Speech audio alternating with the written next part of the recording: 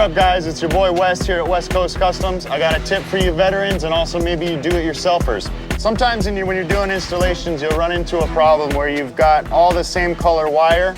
You're not quite sure what it is, or maybe even somebody's came in before you and done aftermarket wiring and everything's the same color, or you're just not quite sure what it is, and you just need to cut it so you can pull a door panel off or something like that.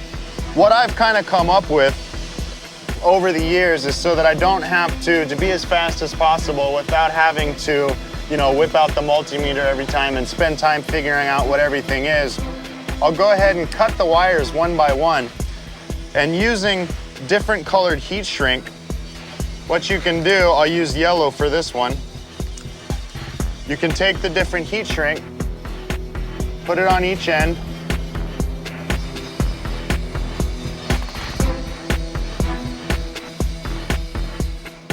go ahead and shrink that down. Now when you shrink down your heat shrink, you can use a couple of different tools.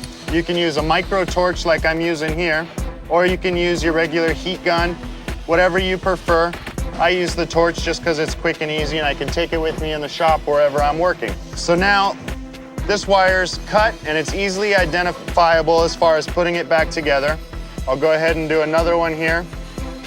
And the reason I do heat shrink instead of tape or anything like that is a lot of times you don't know how long the vehicle is gonna sit, especially at our shop.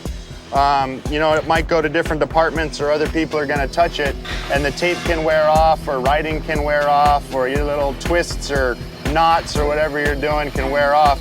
The heat shrink's almost more of a permanent solution and it looks professional also. And what you can do too is you see here, it's pretty obvious that the yellows go with the yellows and the greens go with the greens. But say I only had yellow and green and I wanted to keep going with the rest of these wires, I can start incorporating different combos, yellow, yellow, green, on to infinity. You can keep doing that.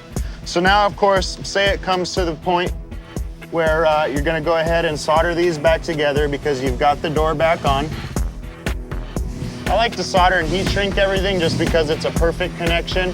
And you heat shrink everything, keeps moisture out, keeps corrosion out, keeps it more like a factory connection.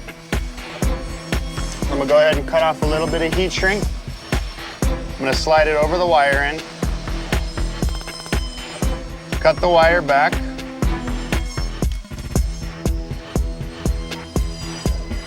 Twist your wires together, one over the other.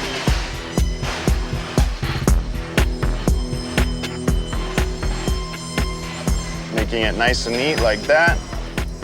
Then I'll go through. I'll add my solder. Now to get a good solder, you want to make sure that you're thoroughly covered here and that you can actually see the texture surface of your twisted wires.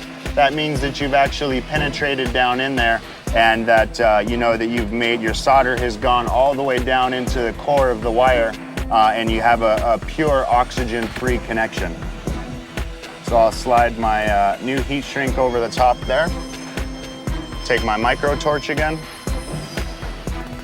Now when you are using a flame torch, you want to keep the torch moving. You don't want to stop in one spot, otherwise you'll burn the heat shrink or the wire.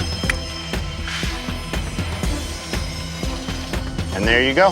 So keep that in mind. That's your tip for today here from Wes here at West Coast Customs. And keep it real, keep it custom. Come on back later.